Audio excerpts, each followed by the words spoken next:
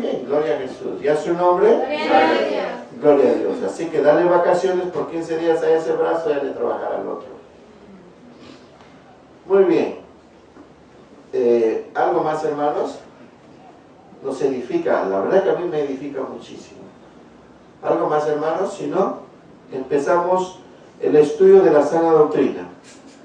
Bien, y si alguno de nuestros hermanos que nos sintonizan también desea, pueden visitarnos aquí en Upis Belén, Manzana G, lote 39, en Nuevo Chimbote, la zona de San Luis, los domingos a las 10 de la mañana, y lo que el Señor muestre, lo aclararemos con su Santo Espíritu. San Mateo, el capítulo 8. Glorificamos al Señor por las visiones. En el nombre del Padre, del Hijo y del Espíritu Santo. Gloria a Dios, gloria a Dios, gloria a Dios. Bien, el Evangelio de San Mateo, el capítulo 8, el verso 5. Sí. Continuamos con el verso 5. Si usted desea saber qué es el número 3, el número 4, el número 2, eso usted lo encuentra en el YouTube. Busque ahí Templo del Dios Altísimo y ahí le sale. O en nuestro blog también que tenemos, ahí le sale. Hemos empezado desde el verso 1. Bien, leemos en el nombre del Padre, del Hijo y del Espíritu Santo. Gloria a Dios, gloria a Dios, gloria a Jesús. Dice, entrando Jesús en Capernaum, vino a él un centurión rogándole.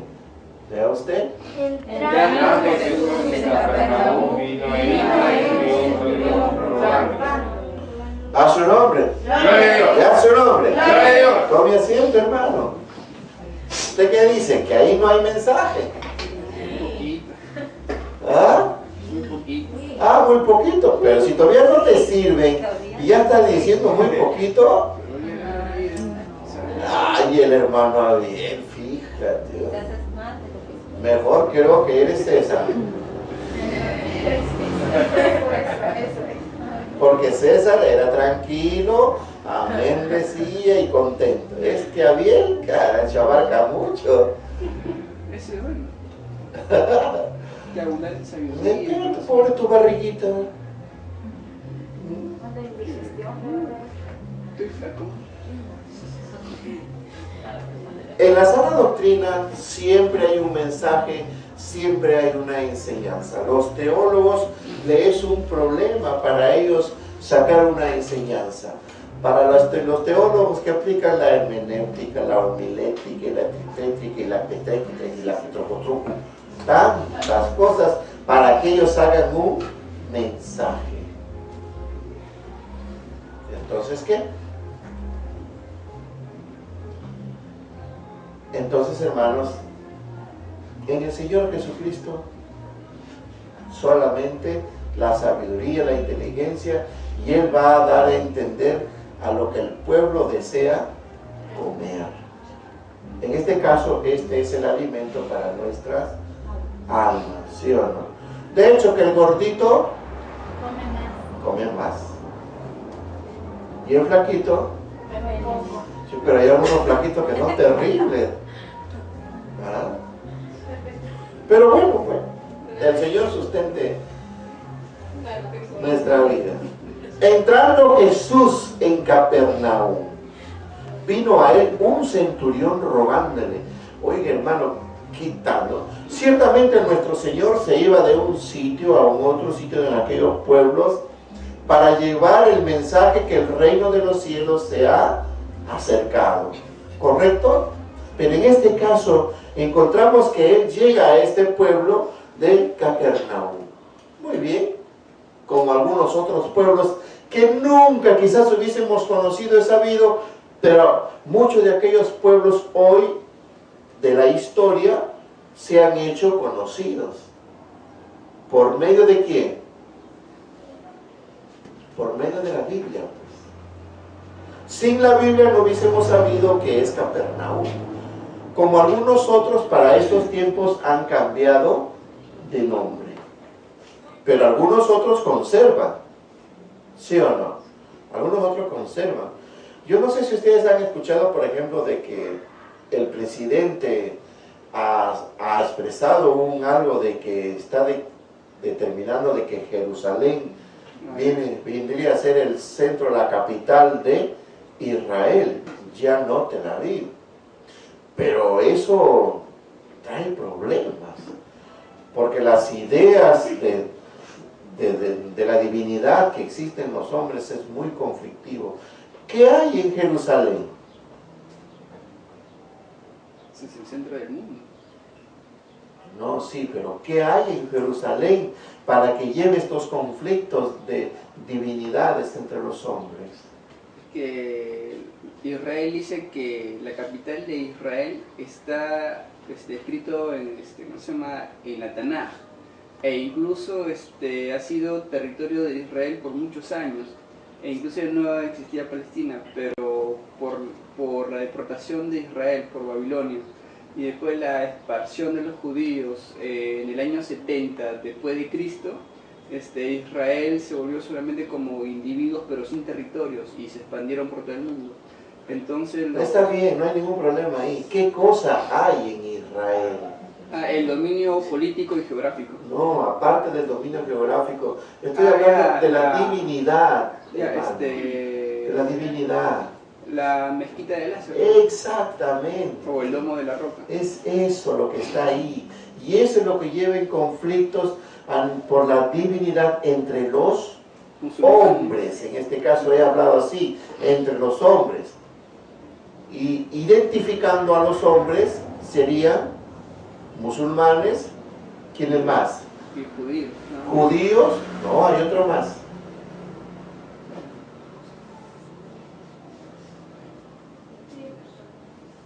Musulmanes, judíos, y hay otro más que siempre pelean también entre los judíos y los árabes.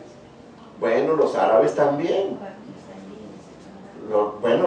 Los palestinos. Ellos tienen la religión musulmana. Sí, pues tienen la religión musulmana, pero no en unidad, sino cada quien. Unos son de Hussein y otros mayormente son de... No, o sea, claro, cada quien es como casi aquí en este lado del mundo, que algunos se autodeterminan de tal organización, y los otros de tal organización, y los otros de tal organización. ¿Se llevan bien? No. Y por las puras. Y el cuerpo de Cristo tiene que ser... ¿Sí o no? Claro. Sí, pero del momento que no se llevan bien, se excluyen del cuerpo de Cristo. Bien. En este caso, hermanos, viene a Jesús en un centurión. ¿Qué es un centurión? Estudiamos. ¿Qué es un centurión? Alguien que está a cargo de una centuria. Un centurión es un soldado romano con ese grado, con ese nivel. ¿Entiende? Un centurión es un soldado romano. Pero, ¿qué te digo?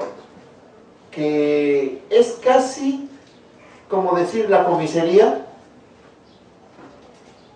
Aquí en la comisaría está a cargo ¿quién?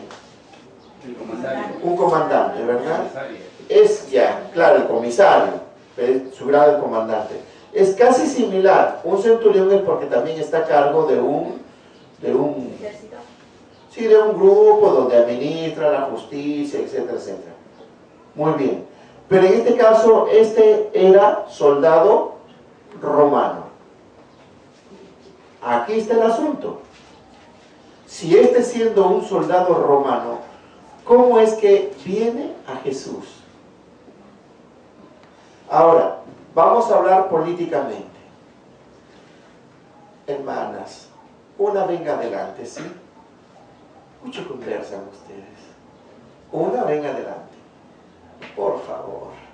En la casa del Señor. Yo os quiero bien a todos, pero la casa del Señor hay que respetar. Ya, hacia adelante, conversen, abrácense a todos en su casa. Coman su pavo, su chancho, su cuy, lo que quieran, pero la casa del Señor hay que oír la palabra de Dios, que es el alimento para nuestra alma, para nuestra vida, eso. Muy bien, señorita. Entonces, ojo, un centurión. Muy bien, vamos a repetirlo. Cuando Jesús entra a Capernaum, a este pueblo, ciertamente había un lugar ahí de los romanos, como aquí llamamos una comisaría, y ahí estaba un centurión. Este centurión vino a rogarle al Señor Jesús. Pero hablemos del centurión. Un centurión que era un soldado. Tenía un grado equivalente a un comandante. De acuerdo. Tenía sus subordinados. De acuerdo, pero era un soldado romano. Ese es para diferenciar, pues. Porque Jesús era judío. Exacto. Correcto. Y el centurión era un soldado romano. Muy bien. Si nosotros hablamos políticamente, porque es necesario hablar políticamente, hablando políticamente de aquellos tiempos, ¿qué tenía que ver Roma con un judío? Porque Roma era el imperio romano que estaba dominando o tenía bajo dominio a muchos pueblos en todo el mundo, muchas naciones, y dentro de ello estaba Israel. ¿Correcto? Quiere decir entonces que entre romanos y judíos no se llevaban bien. Los únicos que estaban apegados y acercados, en este caso, a Roma por medio de los gobernadores, eran, bueno, pues los sumos sacerdotes, escribas y fariseos. Pero bien, en este caso, para un soldado romano hablar o tratar con un judío no era viable. Era un poco despreciable. Xenofobia. Claro, o sea, era un algo fóbico que no podían hacer amistad. Pero entonces, ¿qué está sucediendo aquí? ¿Por qué este centurión, soldado romano, con un grado, ojo, cómo es que viene a Jesús a pedirle ayuda? Y sobre todo, lo preocupante también es, dice, rogándole. ¿Qué se expresa con esta palabra rogándole? Habría venido el centurión y decirle, Jesús, ven para acá. Mira, ve, ¿sabes qué? Yo tengo un problema. ¿Podría haber sido así? No. Ojo. Recuerda que era un soldado romano. Porque los judíos al ver un soldado romano o se espantaban o se iban. Muy poco es el timbre de amistad. Pero, ¿qué cosa es lo que... Si nosotros observamos, a ver, presta atención, si tú observas físicamente entre un judío como Jesús, mirándolo como hombre, y entre un soldado romano, el diálogo debería ser fugaz, número uno. Número dos, ¿qué importancia tendría de que un soldado romano venga a un judío a decirle algo? Si hubiera algo quizás para ordenarle o someterle o burlarse, o quitarle algo, mas no otra cosa. Porque eran Roma dominante, pues.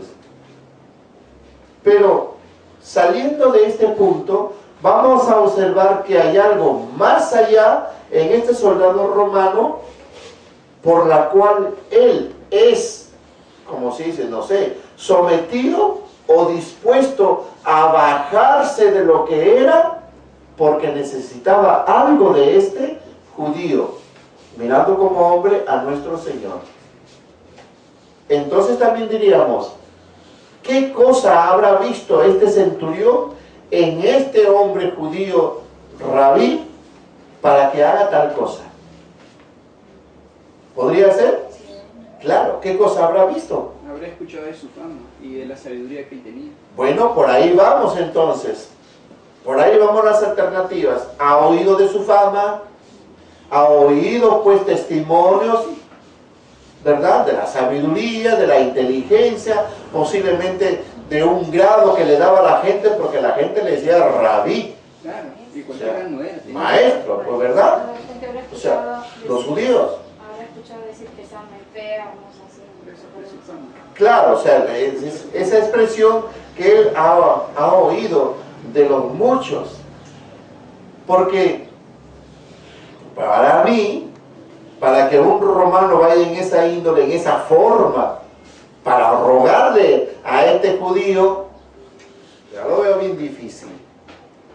Porque si si como se dice, si cuando llegaron los Reyes Magos y dijeron, entrando a Jerusalén, dijeron, hemos venido porque buscamos y queremos saber dónde ha nacido el niño.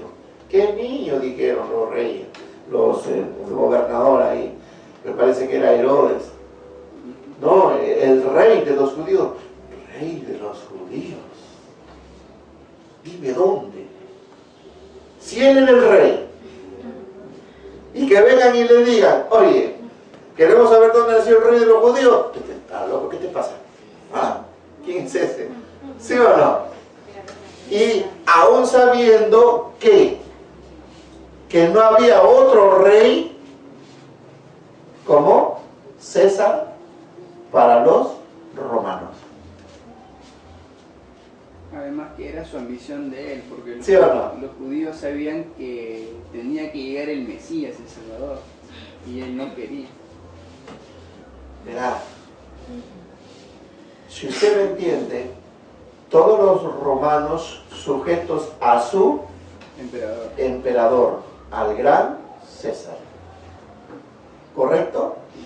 Para que el que estaba gobernando ahí y le escucha decir que va a dónde ha nacido el nuevo rey de los judíos, pues esa es una pelea, bueno.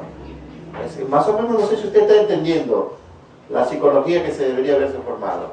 Ahora, viendo ese grado, ese nivel que tenían los romanos, mire usted a este centurión para pedirle a Jesús, rogarle.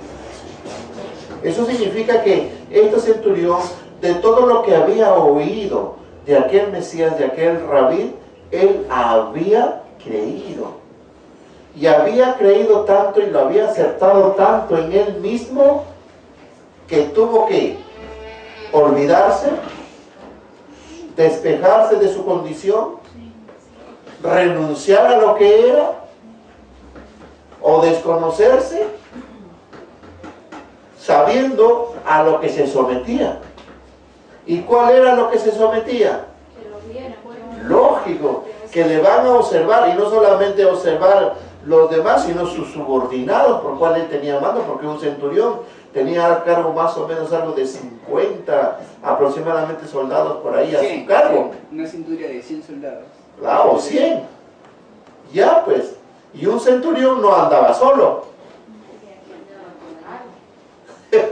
A su nombre, hermano. ¿Quién vive? ¿Se va dando cuenta? ¿Sí o no? No andaba solo, así que, Dios mío, al verlo a su centurión ahí, a su jefe, doblando las rodillas y rogándole, Señor, te ruego por favor, a Jesús, nuestro Señor.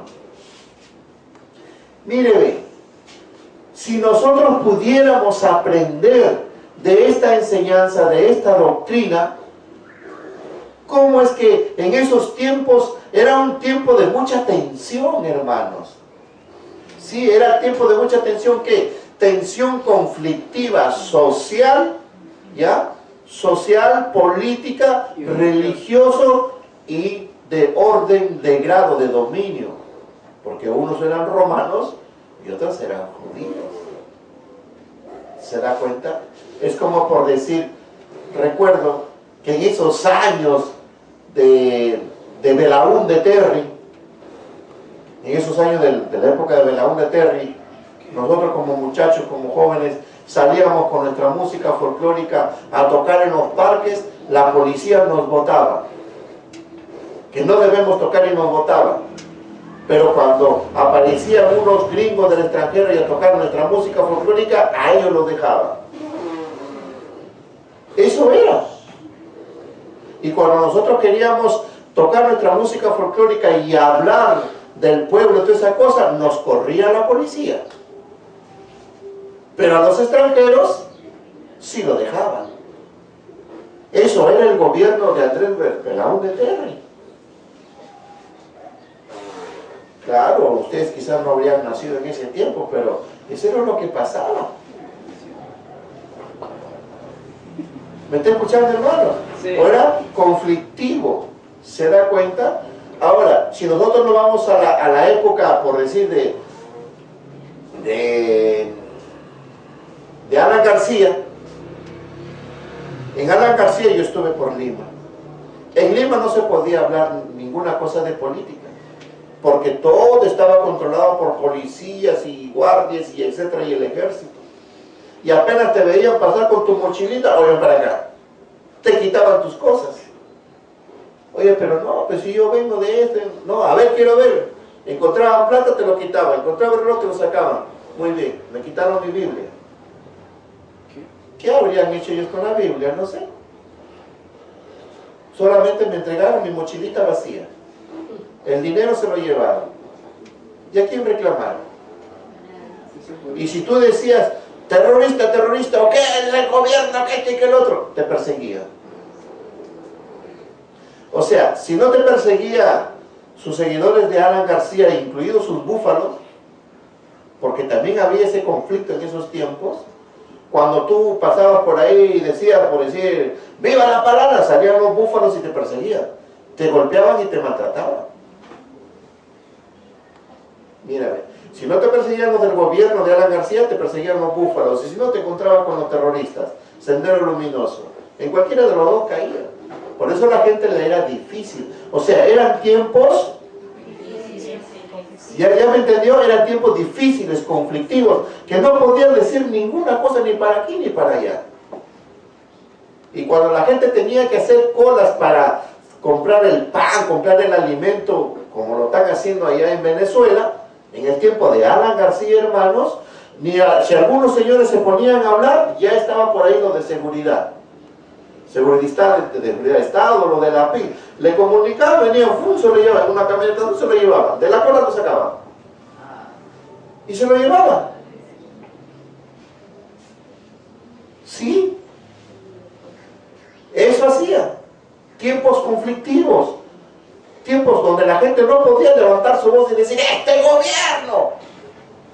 Por eso es que Alan García mató a muchos dirigentes. ¿Qué? No sabía eso. Por eso es bueno leer un poco la historia y conocer. Es que los de Patria Roja siempre se metían para adoctrinar a la gente y manipular masas. Más que eso. Sea lo que fuere, y aún contra eso y todo ello, sea lo que fuere, pero estoy tratando de demostrar qué significaba cuando se vivía en Israel tiempos conflictivos para aquí con nuestra patria. Aquí yo no quiero defender a nadie, solamente estoy diciendo la verdad.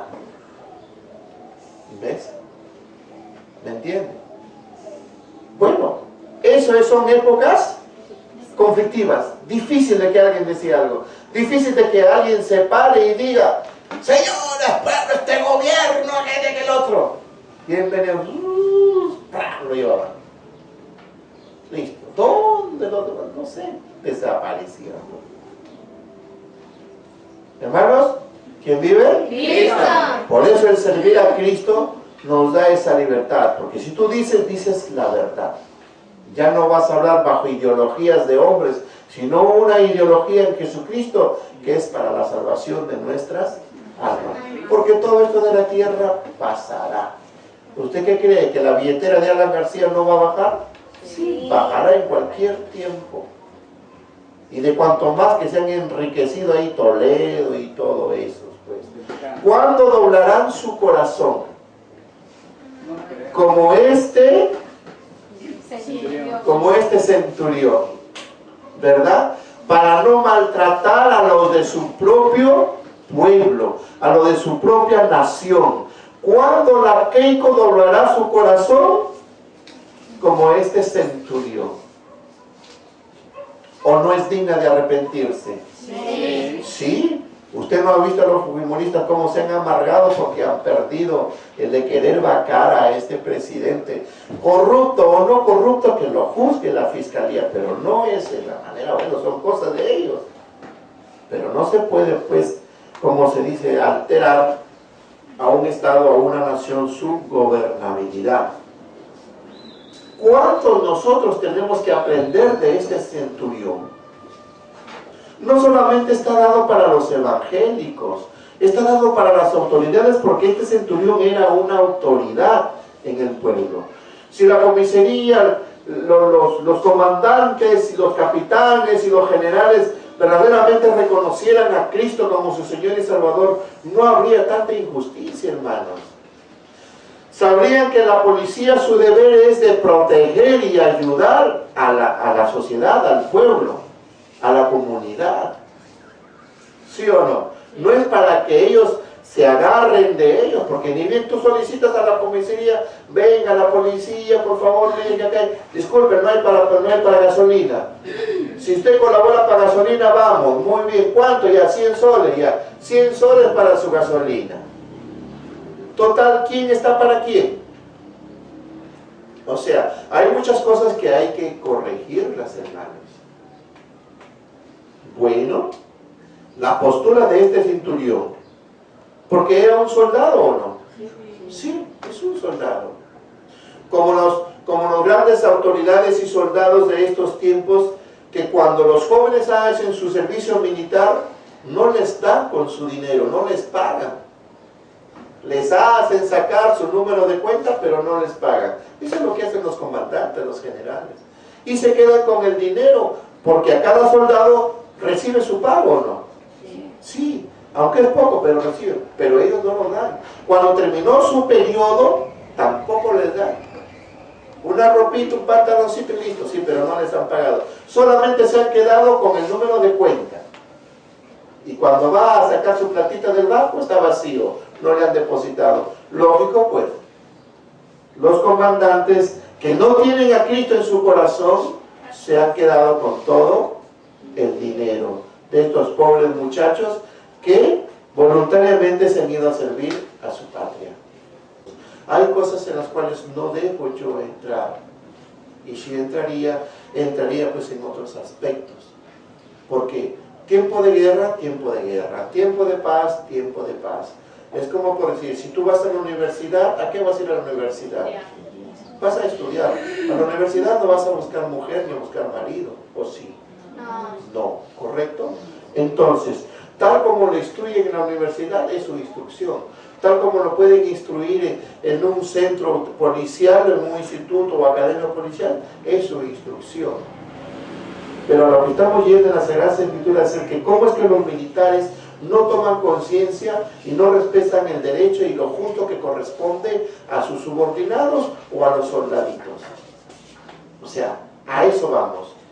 Que si le enseñan a matar o no, es una cosita aparte que hay que tratar. ¿Correcto? Es una cosa aparte que hay que tratarla. Porque a veces en las situaciones de la vida uno no sabe a lo que puede enfrentar. Suponte que estás caminando por la calle y te sale un ladrón y te pone la pistola en la cabeza y te dice, quieto. ¿Qué haces? ¿Cuál es tu situación?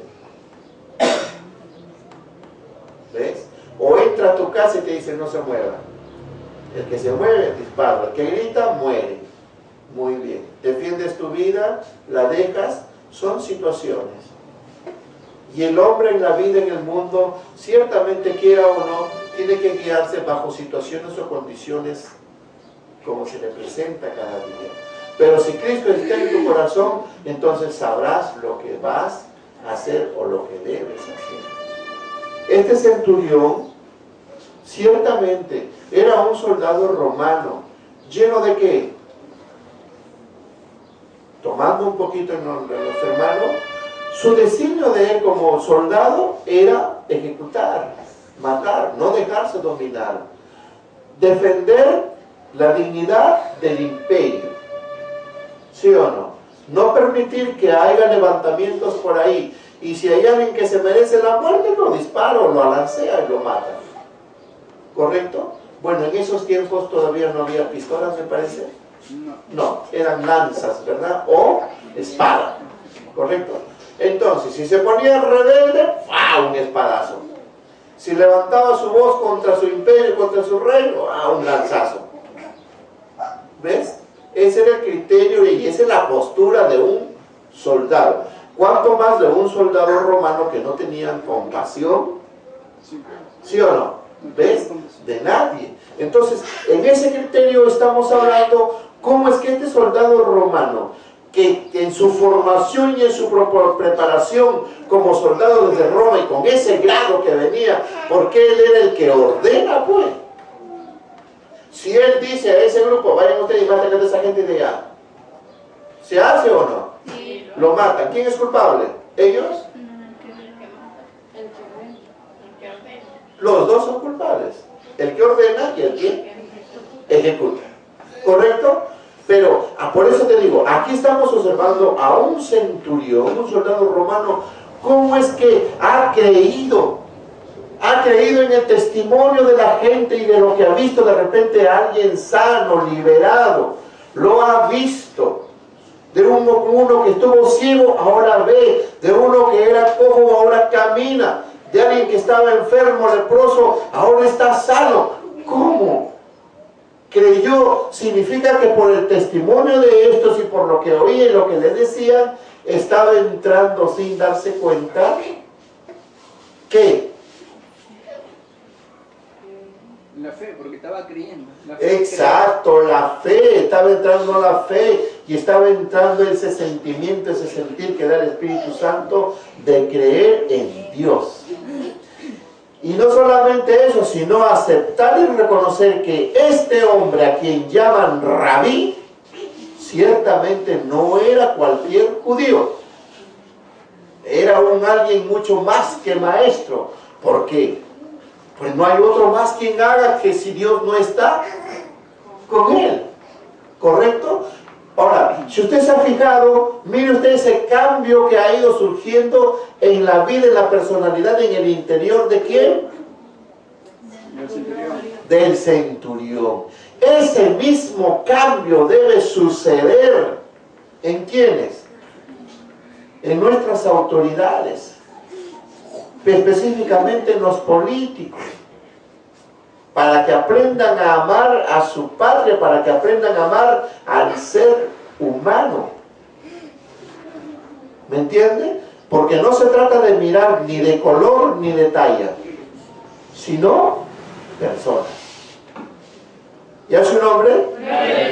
Ahora, mire, quiero que usted se dé cuenta, hermanos, cómo es que en este centurión, con esa firmeza y con un hombre de que no dobla así nada más cualquiera contraorden que le den, cómo es que Dios va obrando en su vida mediante el testimonio de lo que oyó, quizás de lo que vio, para entrar en un criterio de rogar a este hombre llamado Rabí. Por eso bien dice la Escritura, que toda rodilla se doblará. Eso, ante la presencia de Dios. ¿Ves? ¿Sí o no? ¿Ya lo va entendiendo ahora? Se supone entonces que esta misma actitud de lo que estaba sucediendo en este soldado romano no debería haberse producido también en nosotros. Sí. ¿Por qué aún todavía nos forjamos rebeldes? ¿Por qué todavía nos comportamos como testarudos? ¿Por qué todavía estamos con caprichos? Ojo, viendo la gloria de Dios, conociendo y palpando cómo Dios obra en nuestras vidas o en la vida de nuestros hermanos y semejantes, y sin embargo no dejamos entrar como lo hizo este soldado romano. Como por ejemplo, dicen que el Señor lo ha sanado, una hermanita, fíjate que estaba con cáncer y ahora está bien. Debería haber sido, oh sí que bien, entonces yo creo. ¿Y ese creer a qué te va a conllevar? ¿A quedarte en casa? A seguir. Ojo, mire, ve, ese creer, ese aceptar, esa fe en este centurión que se estaba formando en él, le conllevó a ir ¿a dónde? A Jesús. ¿Sí o no? A Rabí. Quiere decir entonces que si tú escuchaste el testimonio de alguien que fue sanado y que fue liberado y que fue transformado y lo creíste, entonces ¿a dónde debes ir?